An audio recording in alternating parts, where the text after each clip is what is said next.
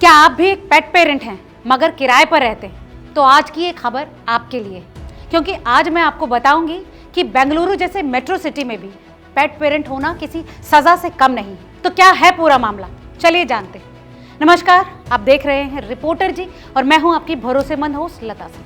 दोस्तों, बेंगलुरु एक ऐसा शहर है जहां सुबह पार्कों में जितने लोग मिलते हैं उतने ही कुत्ते और बिल्लियां भी घूमते दिख जाते हैं। कैफेज में पेट फ्रेंडली मेन्यू, कॉलोनी में हर दूसरे घर में एक बीगल या फिर लेब्राडोर और पेट्स की बर्थडे पार्टी, सब होता है। बेंगलोर में पेट परिवार का हिस्सा है, लेकिन जैसे ही किराए का एग्रीमेंट बनता है, पालतू जानवरों से प्यार अचानक महंगा हो जाता है। ऐसा हम किस लिए कह रहे हैं? दरअसल बेंगलुरु में किराएदारों से हर महीने अलग से पेट्स रेंट लिया जा रहा है। ये पेट्स रेंट 1000 रुपए से लेकर 2000 रुपए तक पहुंच चुका है। सबसे पहले समझते हैं कि ये पेट्स रेंट का ट्रेंड शुरू कैसे हुआ।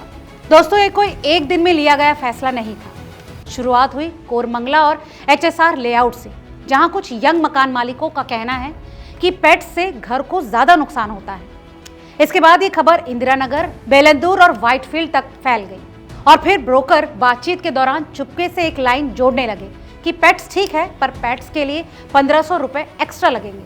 किराएदारों से कहा जाता था कि इसका सफाई का खर्चा है। धीरे धीरे ये इतना आम हो गया कि आज 2 BHK ढूंढने से पहले ही ये पूछा जाने लगा है कि पेट्स हैं क्या, और हाँ तो एक्स्ट्रा किराया लगेगा। जब मकान मालिकों से ये पूछा गया कि ये पेट रेंट किस बात का है, तो लगभग सभी का जवाब एक जैसा था, जैसे डीप क्लीनिंग, दीवारें और दरवाजे दोबारा पेंट करना, फर और गंद की वजह से सफाई, बालकनी में दाग, शोर या फिर पड़ोसी की शिकायत, लकड़ी के फ्रेम या फर्नीचर पर स्क्रैच और न जाने क्या क्या। हालांकि किराएदारों का कहना है कि ये डर ज्यादा है और नुकसान कम।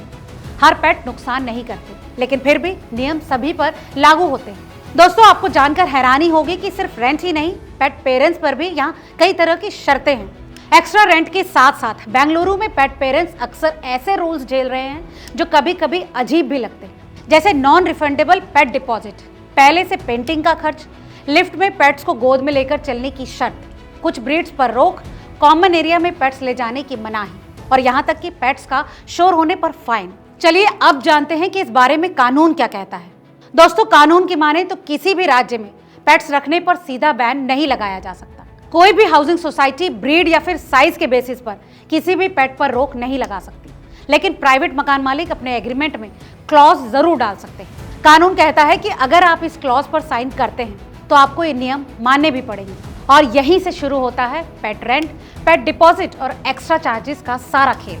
दोस्तों, अगर आप भी एक बैचलर हैं जिसके पास एक पेट भी है, तो आपको घर मिलेगा ही नहीं। बेंगलुरु में बैचलर्स को घर मिलना वैसे ही आफत है, लेकिन अगर बैचलर प्लस पेट है तो मकान मालिकों की नज़र में सीधा रेड फ्लैग। इस बारे में कोरमंगला के एक किराएदार बताती हैं कि पेट शब्द सुनते ही कई लैंडलॉर्ड्स ने उनसे बात तक करना बंद कर दिया। बेंगलुरु पालतू जानवरों से प्यार करता है, पर रेंट मार्केट डर से चलता है। इस शहर के लोग पेट्स को बेहद प्यार करते हैं, लेकिन किराए का सिस्टम प्यार नहीं, नियम देखता है। और दोस्तों, यही वजह है कि अब मकान मालिक भी बढ़ते पेट पेरेंट्स की तादाद को देखते हुए इसे एक्स्ट्रा कमाई का साधन बनाने लगे।